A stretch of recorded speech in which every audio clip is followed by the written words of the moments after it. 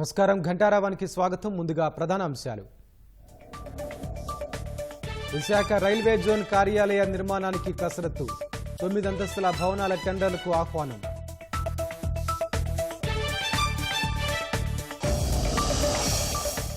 భక్తులతో అన్నవరం సత్యనారాయణ స్వామి ఆలయం కిటకిట.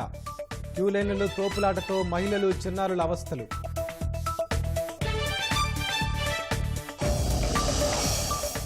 నటుడు అలీకి వికారాబాద్ అధికారుల నోటీసులు. అనుమతి లేకుండా ఫామ్ హౌస్ నిర్మిస్తున్నారని తాకీదులు.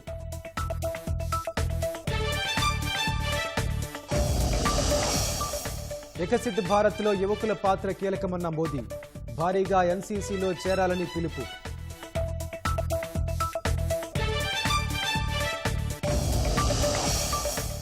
యూపీలోని షాహీ మసీదులో సర్వేను అడ్డుకున్న స్థానికులు. అధికారులు పోలీసులపై చెప్పులు రాళ్లతో దాడి.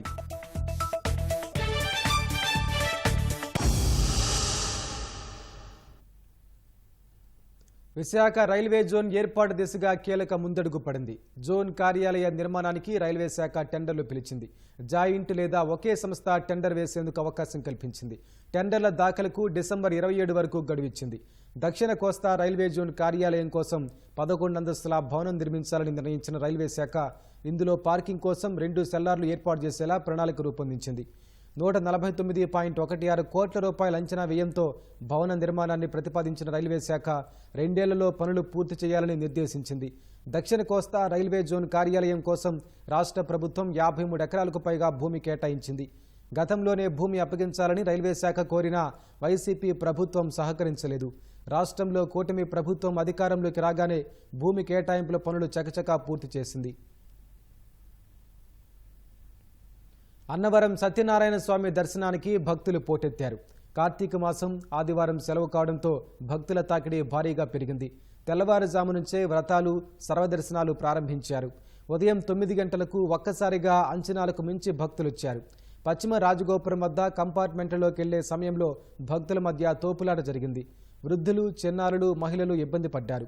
అధికారులు భద్రతా సిబ్బందిని అప్రమత్తం చేశారు. తాళ్ల సాయంతో భక్తులను నియంత్రించారు. సుమారు గంట తర్వాత పరిస్థితి అదుపులోకి వచ్చింది. ఈవో రామచంద్రమోహన్ అక్కడే ఉండి భద్రతను పర్యవేక్షించారు.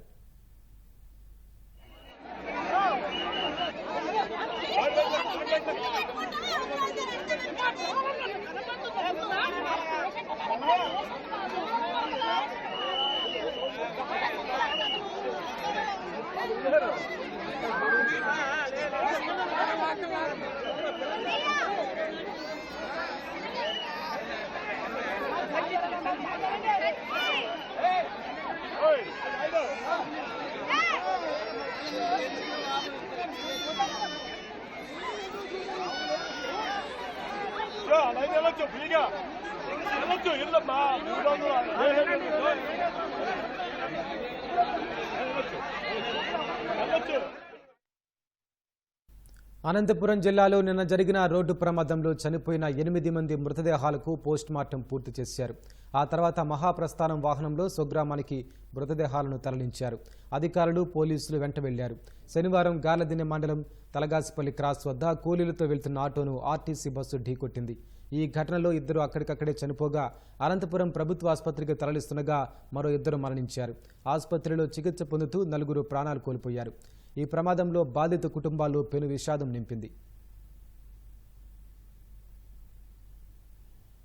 శ్రీ సత్యసాయి జిల్లా నంబుల పోలకుంట మండలం దనియాని చెరువు వద్ద దారి మధ్యలో లారీ ఇరుక్కుపోవడంతో రాకపోకలు స్తంభించాయి. కదిరి రాయచోటి పనుల్లో భాగంగా డైవర్షన్ రహదారి ఏర్పాటు చేశారు. వర్షపు నీరు డైవర్షన్ మట్టి రోడ్డుపై చేరడంతో గుంతలమయంగా మారింది. ఈ మార్గంలో సిమెంట్ లోడుతో వెళ్తున్న లారీ ఇరుక్కుపోయింది. దీంతో రాయచోటి కదిరి మధ్య నడిచే బస్సులు, ఇతర వాహనాలు రోడ్డుకి ఇరువైపులా ఆగిపోయాయి.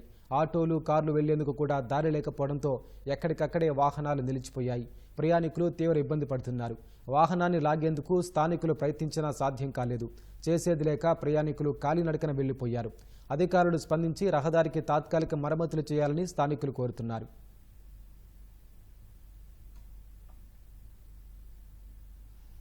విద్యార్థులకు ఉన్నత చదువులే లక్ష్యంగా ప్రభుత్వం పనిచేస్తోందని మంత్రులు డోల బాల వీరాంజనేయ స్వామి, గొట్టిపాటి రవికుమార్ అన్నారు.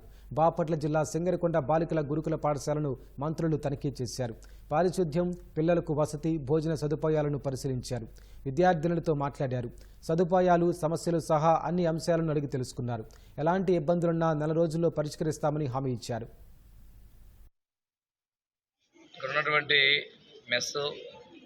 భోజనం చేసాం. మేమైతే సంతృప్తి వ్యక్తపరుస్తూ ఉన్నాం. కాకుంటే కొంచెం మనకి లైటింగ్ తక్కువగా ఉంది. ఆ లైట్లు కూడా ఒక వారం రోజుల్లో స్ట్రీట్ లైట్స్ అవన్నీ కూడా మినిస్టర్ గారు అరేంజ్ చేపిస్తున్నారు. దాంతోపాటు జంగిల్ క్లియరెన్స్ కూడా నగర పంచాయతీ నుంచి మేము మంత్లీ వన్స్ క్లియర్ చేసేటట్లు ఇన్స్ట్రక్షన్స్ ఇవ్వడం జరిగింది. జనరేటర్ కూడా ఏదో ప్రాబ్లం ఉందంటే ఆల్టర్నేట్ కోసం అది కూడా చేయడం జరిగింది.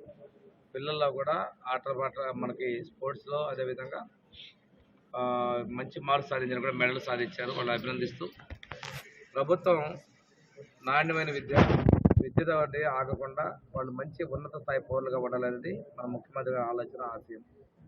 ఈ గురుకుల పాఠశాల అన్న ఎన్టీ రామారావు గారు పెడితే ఈరోజు చంద్రబాబు నాయుడు గారు మరింత ముందుకు తీసుకెళ్తాం. రేపు మేము ఇక్కడ డిగ్రీ కాలేజ్ కూడా పెట్టబోతున్నాం. మినిస్టర్ గారు ఇక్కడ కూడా ఇది డిగ్రీ కాలేజ్ పెట్టేదానికోసం బిల్డింగ్స్ ఎలా చేయాలనేటువంటి దాని మీద కూడా ఆయన ఆలోచన చేస్తూ ఉన్నారు. ఇంటర్మీడియట్ అయిన తర్వాత పెళ్లిళ్ళు అలాంటి పరిస్థితులు కాకుండా మంచి ఉన్నత విద్యలు చదువుకోవాలి, జీవితంలో స్థిరపడాలి. విదేశాలకి డాక్టర్ బిఆర్ అంబేద్కర్ విదేశీ విద్యార్థి పథకంతో పాటు మన ఎన్టీఆర్ విద్యార్థి పథకాలు కూడా అందిపుచ్చుకోవాల్సిన విషయాన్ని వారికి తెలియజేయడం జరిగింది. భోజనం చేసాం, బాగానే ఉంది. ఇందాక మంత్రి గారు చెప్పినట్టు కొన్ని సమస్యలు ఉన్నాయి, అన్ని తొందరగా చేయాలి. గుళ్ళకమ్మ నుంచి వాటర్ ఒకటి అడిగారు, షెడ్ ఒకటి అడిగారు వేసి పెట్టమని చెప్పి. పేరెంట్స్ వచ్చినప్పుడు బయట కూర్చుంటున్నారు, రోడ్డు పక్కన గేట్ బయట ఉండాల్సి వస్తాం. ఒక షెడ్ ఉంటే కూర్చోడానికి బాగుంటుందన్నారు, అది ఒకటి చేయమన్నారు, అది ఒకటి చేస్తాం. ఇంకా హాట్ వాటర్ కావాలన్నారు. లైటింగ్ అవి కొద్దిగా లైటింగ్ డల్గా ఉందన్నారు, అది ఒకటి. శుభ్రంగా జంగిల్ క్లియరెన్స్ చేయాలి, మొత్తం దోమలు ఉన్నాయి, ఇవన్నీ చేయాలి. ఇవన్నీ శుభ్రమైన వాతావరణంలో పిల్లలందరూ కూడా బాగా చదువుకొని మంచి ఉన్నతమైన స్థానాలకు వెళ్ళాలనేదే ఈ ప్రభుత్వం ఒక ఆకాంక్ష. ఖచ్చితంగా ఒక నెల రోజుల్లో ఒకదాని తర్వాత ఒకటి ఈ పనులన్నీ పూర్తి చేపిస్తామని చెప్తాం. కదులుతున్న ఆర్టీసీ బస్సులో ఓ ప్రయాణికుడు ఉరివేసుకుని చనిపోవడం కలకలం రేపింది. శ్రీకాళహస్తి నుంచి తిరుపతికి వెళ్తున్న ఆర్టీసీ బస్సులో ఏర్పేడు సమీపాన ఓ యువకుడు ఎక్కాడు. వెనుక సీట్లో కూర్చున్న యువకుడు ఉరివేసుకుని ప్రాణాలు తీసుకున్నాడు. బస్సులో 3 ప్రయాణికులు మాత్రమే ఉండటం, వాళ్లు కూడా ముందు వైపున కూర్చోవడంతో యువకుడి ఆత్మహత్యను ఎవరూ గుర్తించలేదు. బస్సులో యువకుడి ఆత్మహత్యపై కండక్టర్ రేణిగుంట పోలీసులకు ఫిర్యాదు చేశారు.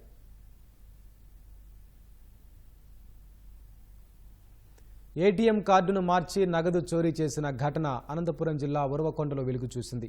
రాయంపల్లికి చెందిన నేటికల్లు అనే వ్యక్తి పట్టణంలోని కెనరా బ్యాంకు ఏటీఎంలోకి నగదును తీసుకోవడానికి వెళ్లారు. ఆయనకు అవగాహన లేకపోవడంతో డబ్బులు తీసివ్వమని అక్కడే ఉన్న యువకుడికి కార్డు ఇచ్చారు.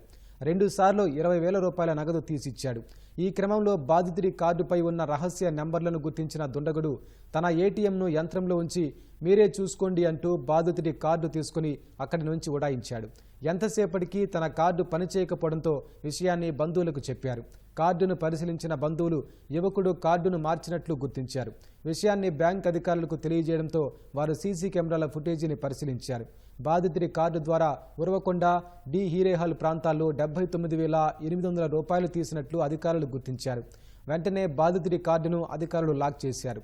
బాధితుడి ఫిర్యాదు మేరకు పోలీసులు కేసు నమోదు చేసుకుని దర్యాప్తు చేపట్టారు. వైఎస్ఆర్ జిల్లా జమ్మలమడుగు నియోజకవర్గం పరిధిలోని గ్రామాల్లోకి మైలవరం దక్షిణ కాలువ నీటి ఓట వస్తోంది. దీనివల్ల 6 గ్రామాల్లో 100 ఎకరాల వరి పంటలు నీట మునిగాయని రైతులు ఆవేదన వ్యక్తం చేశారు. నీటిని మళ్లించడానికి సరైన దారి లేక మరో 80 ఎకరాలు సాగుకు పనికిరాకుండా పోయాయని వాపోయారు. అధికారులకు ఎన్నిసార్లు ఫిర్యాదులు చేసినా పట్టించుకోలేదన్నారు. ప్రభుత్వం తక్షణం చర్యలు చేపట్టాలని కోరారు.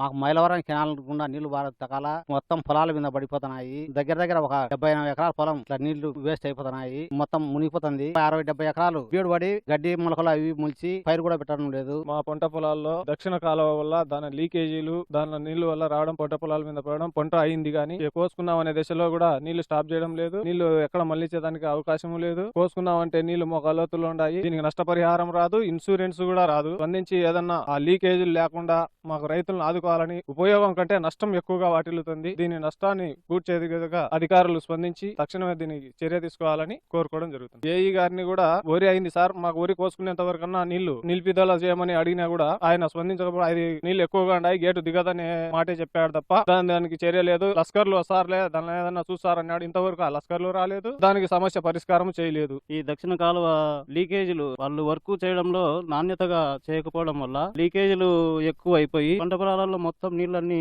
దాదాపు 100 ఎకరాలు నీటిలోనే ఉంది. కోత కోసుకునే దానికి కూడా అవకాశం లేకుండా ఇబ్బందికరంగా ఉంది. మేము అధికారుల దృష్టికి తీసుకుపోయినాము, నాయకుల దృష్టికి తీసుకుపోయినాము. అయితే అధికారులకు చెప్పినా కూడా అధికారులు స్పందించడం లేదు. లీకేజీ సమస్య లేకుండా తగు చర్య తీసుకొని తొందరగా సమస్య పరిష్కరించవలసిందిగా కోరుకుంటున్నాం. ఇంటర్ తర్వాత విద్యార్థులు ఇంజనీరింగ్లో ఎలాంటి కోర్సులు తీసుకుంటే బాగుంటుందనే దానిపై అవగాహన కల్పిస్తున్నామని KL deemed university director Srinivasarao తెలిపారు. నెల్లూరులో కేఎల్ డీమ్డ్ యూనివర్సిటీ ఆధ్వర్యంలో శ్రీ చైతన్య కళాశాల విద్యార్థులకు ఇంజనీరింగ్ విద్యపై అవగాహన కల్పించారు. కేఎల్ డీమ్డ్ యూనివర్సిటీ ఆధ్వర్యంలో డిసెంబర్ 6 నుంచి 13 వరకు జాతీయ స్థాయిలో ప్రతిభా పరీక్షలు నిర్వహిస్తామని శ్రీనివాసరావు తెలిపారు.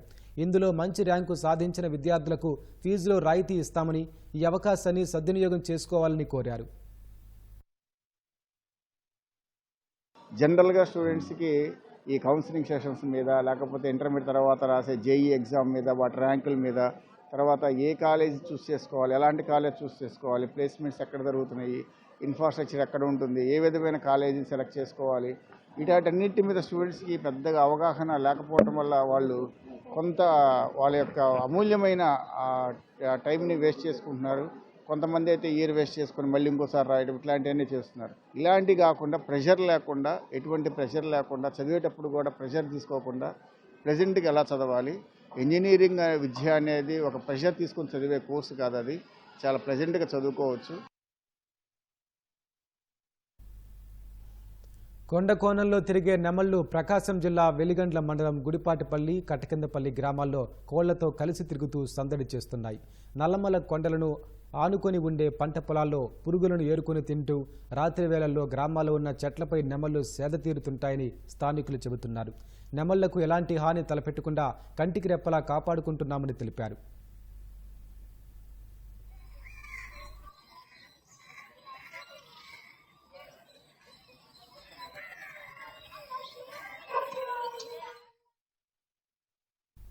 బంగాళాఖాతంలో శనివారం అల్పపీడనం ఏర్పడింది. ఇది పశ్చిమ వాయువ్య దిశగా పయనిస్తూ సోమవారానికి వాయుగుండంగా బలపడే అవకాశం ఉందని భారత వాతావరణ విభాగం తెలిపింది. ఆ తర్వాత 2 రోజుల్లో తమిళనాడు, శ్రీలంక తీరాల వైపు వెళ్లొచ్చని తెలిపింది. దీని ప్రభావంతో రాబోయే 3 రోజుల్లో రాష్ట్రంలోని కొన్ని చోట్ల తేలికపాటి నుంచి ఓ మోస్తరు వర్షాలకు అవకాశం ఉందని వెల్లడించింది. బుధ, గురు, శుక్రవారాల్లో కోస్తాంధ్ర, రాయలసీమలోని కొన్ని ప్రాంతాల్లో భారీ వర్షాలు కురుస్తాయని అంచనా వేస్తోంది. అల్పపీడనం క్రమంగా తీవ్ర తుపానుగా రూపాంతరం చెందుతుందని కొన్ని వాతావరణ మోడళ్లు అంచనా వేస్తున్నాయి. తర్వాత అల్పపీడనంగా బలహీనపడి తమిళనాడులో తీరం దాటుతుందని తెలుస్తోంది. వర్షాల నేపథ్యంలో రైతులు వ్యవసాయ పనుల్లో తగిన జాగ్రత్తలు తీసుకోవాలని విపత్తుల నిర్వహణ సంస్థ ఎండీ కోరమనాథ్ తెలిపారు.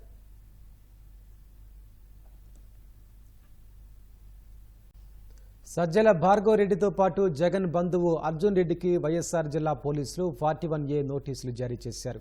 సామాజిక మాధ్యమాల్లో అసభ్యకర పోస్టుల కేసులో వైసీపీ కార్యకర్త వర రవీందర్ రెడ్డి ఇచ్చిన వాంగ్మూలం మేరకు వీరిద్దరికీ పులివెందుల పోలీసులు 41A నోటీసులు జారీ చేశారు. సోమవారం విచారణకు రావాలని పేర్కొన్నారు. వీరితో పాటు మరికొంతమంది వైసీపీ సోషల్ మీడియా కార్యకర్తలకు సైతం విచారణకు హాజరు కావాలని నోటీసులు జారీ చేశారు. ఈ నెల 8న వైసీపీ సామాజిక మాధ్యమ కార్యకర్త వర్ర రవీందర్ రెడ్డిపై నమోదైన కేసులో అనేక మంది ఆ పార్టీ సామాజిక మాధ్యమ కార్యకర్తలకు వైఎస్ఆర్ జిల్లా పోలీసులు నోటీసులు జారీ చేస్తున్నారు. ఈ కేసులో A1గా వర్ర రవీందర్ రెడ్డి, A2గా సజ్జల భార్గవరెడ్డి, A3 అర్జున్ రెడ్డిల పేర్లు చేర్చారు. అయితే ఇప్పటికే వర్ర రవీందర్ రెడ్డిని అరెస్టు చేసి రిమాండు మీద కడప జైలుకు తరలించారు. తాజాగా కేసులో A2 సజ్జల భార్గవరెడ్డికి 41A నోటీసులు జారీ చేశారు. విజయవాడకు వెళ్లిన పోలీసులు ఆయన ఇంట్లో అందుబాటులో లేకపోవడంతో సజ్జల భార్గవ తల్లికి నోటీసులు అందజేశారు. అలాగే పులివెందులకు చెందిన జగన్ బంధువు అర్జున్ రెడ్డికి కూడా పోలీసులు 41A నోటీసులు జారీ చేశారు. ఆయన కూడా ఇంట్లో అందుబాటులో లేకపోవడంతో ఇంటికి నోటీసులు అంటించి వచ్చారు. వీరిద్దరూ సోమవారం విచారణకు హాజరు కావాలని నోటీసుల్లో పేర్కొన్నారు. విదేశాలకు పారిపోతారనే అనుమానంతో ఇప్పటికే వీరిపై లుకౌట్ నోటీసులు జారీ చేశారు. తాజాగా ఇద్దరిని విచారించాలనే ఉద్దేశంతో వారు అందుబాటులో లేకపోవడంతో ఇళ్లకు వెళ్లి నోటీసులు అంటించి వచ్చారు. వర్ర రవీందర్ రెడ్డి పోలీసు విచారణ సందర్భంగా ఇచ్చిన వాంగ్మూలం మేరకు సామాజిక మాధ్యమాల్లో అసభ్యకరమైన పోస్టులు పెట్టించడంలో రాష్ట్ర స్థాయి బాధ్యతలు చేపడుతున్న సజ్జల భార్గవ్ రెడ్డి కీలకమైన వ్యక్తిగా పోలీసులు భావిస్తున్నారు. అతనిపైన పులివెందుల పోలీస్ స్టేషన్లో కేసు నమోదు కావడంతో అతడిని విచారించి అరెస్టు చేయాలని కూడా యోచిస్తున్నారు. అందులో భాగంగానే రాష్ట్ర స్థాయి సామాజిక మాధ్యమ నేతగా ఉన్న అర్జున్ రెడ్డికి నోటీసులు అందజేశారు. 2022లో Sajjala Bhargav Reddy YCP social media బాధ్యతలు తీసుకున్న తర్వాతనే ప్రత్యర్థులపైన అసభ్యకరమైన పోస్టులు పెట్టడం ఎక్కువైందని వర్ర రవీందర్ రెడ్డి వాంగ్మూలంలో పేర్కొన్నారు. వాటితో పాటు సునీత, షర్మిల, విజయమ్మపైన కూడా వర్ర రవీందర్ రెడ్డితో అసభ్యకరమైన పోస్టులు పెట్టించడంలో సజ్జల భార్గవ్ రెడ్డి కీలకంగా వ్యవహరించాడని పోలీసులు భావిస్తున్నారు. ఇటీవల కడపకు వచ్చిన వైఎస్ షర్మిల కూడా సజ్జల భార్గవ్ రెడ్డిని ఎందుకు అరెస్టు చేయలేదని ప్రశ్నించారు. ఫలితంగానే అతడిని విచారించేందుకు పోలీసులు నోటీసులు జారీ చేసినట్లు తెలుస్తోంది.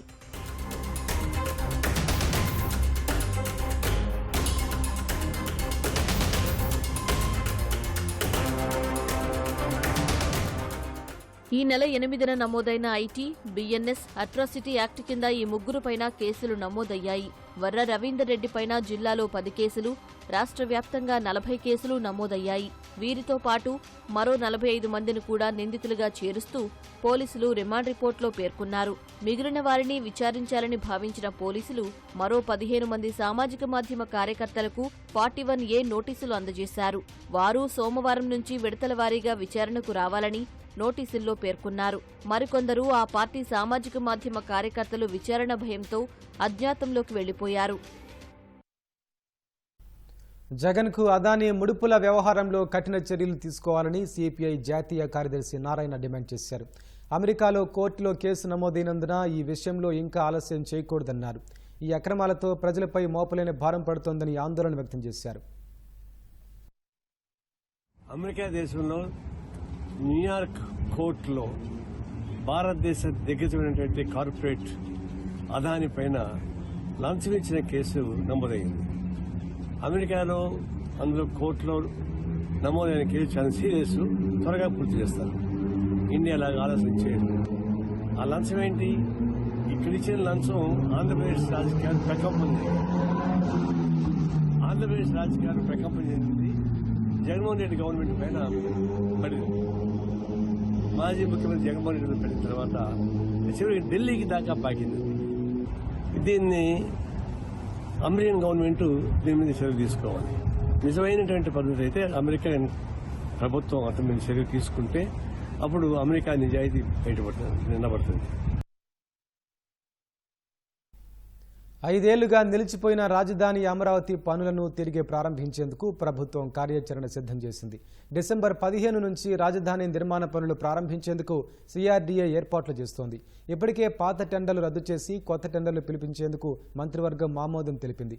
డిసెంబర్ 15 కల్లా టెండర్లు ఖరారు చేసి ప్రభుత్వ భవనాల నిర్మాణాన్ని మొదలుపెట్టనున్నారు.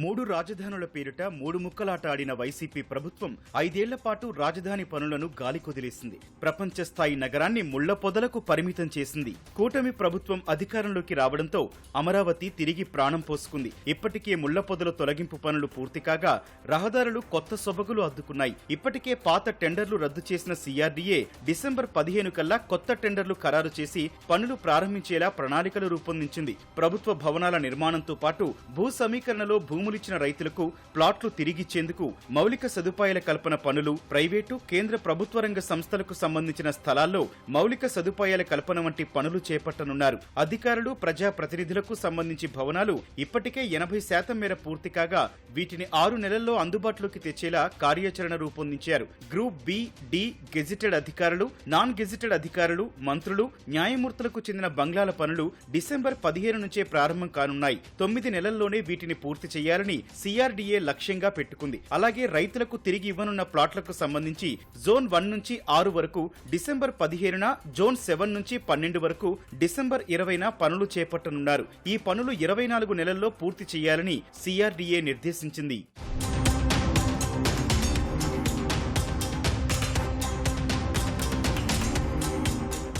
సచివాలయ టవర్లు, హైకోర్టు భవనాలను 2025 జనవరి 1వ తేదీ నుంచి, అసెంబ్లీ భవనాల నిర్మాణాన్ని జనవరి 30వ తేదీ నుంచి మొదలుపెట్టనున్నారు. వీటిని 30 నెలల్లోగా పూర్తి చేయాల్సిందిగా CRDA గడువు పెట్టుకుంది. అలాగే ప్రభుత్వ, ప్రైవేటు సంస్థలకిచ్చిన భూ కేటాయింపుల వద్ద కూడా నిర్మాణాలను 24 నెలల్లో పూర్తి చేయనున్నారు. అయితే సచివాలయ టవర్లు, శాశ్వత high court complex, Amaravati government complex కు సంబంధించి కేవలం 10 నుంచి 20% మాత్రమే మౌలిక సదుపాయాల పనులు పూర్తయ్యాయి. రాజధాని పరిధిలో 1281 కిలోమీటర్ల పొడవైన రహదారులు, వరద నీటి కాలువలు, డక్టులు, తాగునీరు, మురుగునీటి పారుదలకు డ్రైన్లు లాంటి ట్రంక్ పనులు చేపట్టాల్సి ఉంది. దీనికి 16,000 కోట్ల రూపాయల వ్యయమవుతుందని అంచనా వేశారు. ఈ నిధులకు సంబంధించి ప్రపంచ బ్యాంకు, ఆసియా అభివృద్ధి బ్యాంకు నుంచి రుణహామీ ఒప్పందం కుదరడంతో పనులు వేగం పుంజుకోనున్నాయి.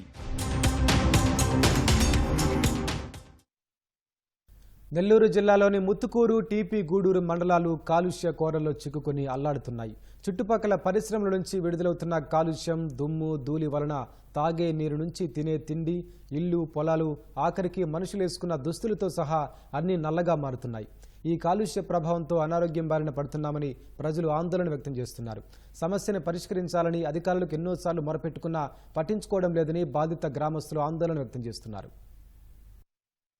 నెల్లూరు జిల్లా ముత్తుకూరు మండలంలోని 10 పంచాయతీలు, టీపీ గూడూరు మండలంలోని 2 గ్రామాలు ఎన్నో ఏళ్లుగా కాలుష్యంలోనే కాలం వెళ్లదీస్తున్నాయి. సరిహద్దు ప్రాంతాల్లోని పామాయిల్ పరిశ్రమల నుంచి నిత్యం వెలువడుతున్న పొగ, దుమ్ము, ధూళితో నివాస ప్రాంతాలు నల్లగా మారుతున్నాయి. బాయిలర్ల నుంచి వెలువడే బూడిద, దుర్గంధంతో గాలి, నీరు, ఆహారం, పొలాలు కలుషితమవుతున్నాయి. దీనివలన చర్మ సంబంధిత, శ్వాసకోశ వ్యాధులతో బాధపడుతున్నామని ప్రజలు ఆందోళన వ్యక్తం చేస్తున్నారు. పరిశ్రమల కాలుష్యాన్ని నివారించేలా చర్యలు తీసుకోవాలని అధికారులను వేడుకున్నా పట్టించుకోలేదని ఆవేదన వ్యక్తం చేస్తున్నారు.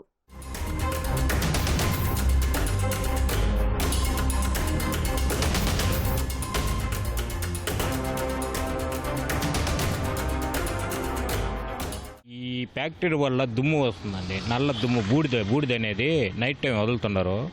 ఆ ఇళ్ల మీద, వంట పాత్రల మీద, గొడ్ల మీద పడి ఇబ్బందిగా ఉంటుంది. వాటి వల్ల దగ్గు, జలుబు, దుమ్ము అటువంటి అనారోగ్యాల వల్ల వస్తున్నాయి ఫ్యాక్టరీల వల్ల.